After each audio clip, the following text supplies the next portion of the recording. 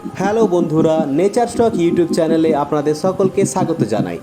আজকে আমরা মূলত যে বিষয়টা নিয়ে ভিডিও করতে চলেছি সেটা হচ্ছে হেজ গাছ থেকে আপনারা কিভাবে চারা তৈরি করতে পারবেন বা হেজ গাছ কিভাবে আপনারা লাগাবেন।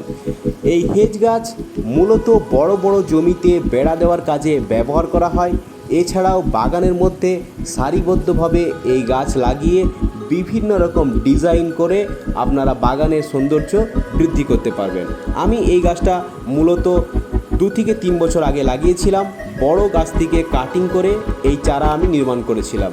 তো চলুন বন্ধুরা, বেশি দেরি না করে কিভাবে চারা তৈরি করতে পারবো সেই বিষয়টা একটু দেখে নেওয়া যাক। প্রথমেই আমাদের একটা বেড নির্মাণ করে নিতে হবে। কোনো রকম বাইরের জিনিস লাগবে না, বাড়ির মধ্যে থাকা জিনিসপত্র দিয়ে আপনারা এই বেডটি নির্মাণ করে নিতে পারবেন।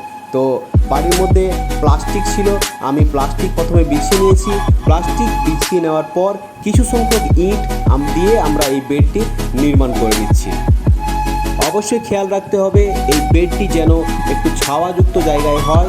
ডাইরেক্ট রোদের মধ্যে যদি আপনারা করতে চান তাহলে কিন্তু এর উপরে শেড নেট দিতে হবে। তো আমরা এই মুহূর্তে বালি দিয়ে দিচ্ছি। বালিটা ভালোভাবে হাত দিয়ে আমি চারপাশে ছড়িয়ে দেব। তারপর বালির মধ্যে থাকা নুড়ি পাথরগুলো আমরা একটু বেছে নেব।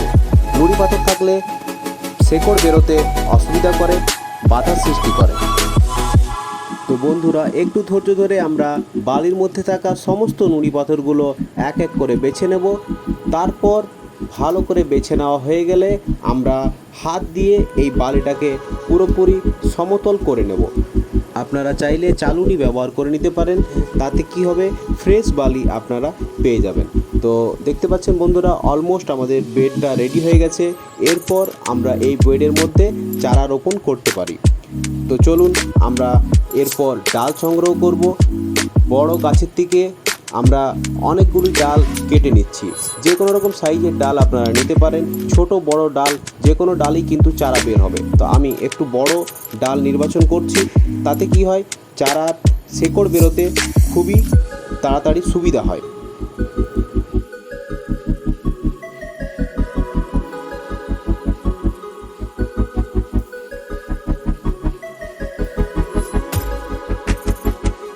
ডাল সংগ্রহ করা হয়ে গেলে আমাদের যেটা লাগবে সেটা হচ্ছে কাটিং এড পাউডার। এটা একটা হরমোন পাউডার। এটা মূলত ডাল থেকে শেকড় বেরোতে সাহায্য করে। তো আমরা প্রত্যেকটা ডালে এই হরমোন পাউডার লাগিয়ে তারপর বালির মধ্যে এক এক করে রোপণ করব। পরপর আমরা প্রত্যেকটা ডালে একটু একটু করে লাগিয়ে রোপণ করে নিচ্ছি। এই কাটিংয়ের পাউডারটা আপনারা যে কোনো নার্সারিতে পেতে পারেন অথবা আপনারা অনলাইনে অর্ডার করেন। ডালগুলো রোপণ করা দেখতে পাচ্ছেন আমাদের মোটামুটি হয়ে গেছে। পুরোপুরি কমপ্লিট হয়ে গেলে আমরা এর মধ্যে একটু করে জল দিয়ে দেব। এই জলটা কিন্তু আপনাদের অবশ্যই খেয়াল রাখতে হবে, সকালে এবং বিকেলে দুবেলা করে দিতে হবে। জল না দিলে কিন্তু গাছ শুকিয়ে যাবে। এরপর এরকমভাবে জল দিতে থাকার পর 15 দিন আমরা অপেক্ষা করব।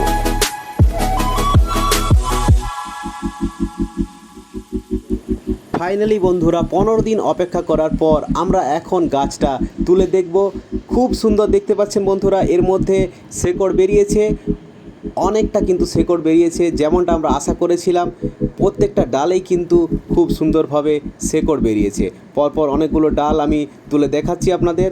প্রত্যেকটা ডালেই কিন্তু বন্ধুরা দেখতে পাচ্ছেন অনেকগুলো করে শেকড় বেরিয়েছে। এগুলো কিন্তু এরপর আমরা মাটিতে সহজেই রোপণ করতে পারি। যতগুলো ডাল কিন্তু বন্ধুরা আমরা লাগিয়েছিলাম প্রত্যেকটা এখন এক একটা চারাতে কিন্তু পরিণত হয়েছে।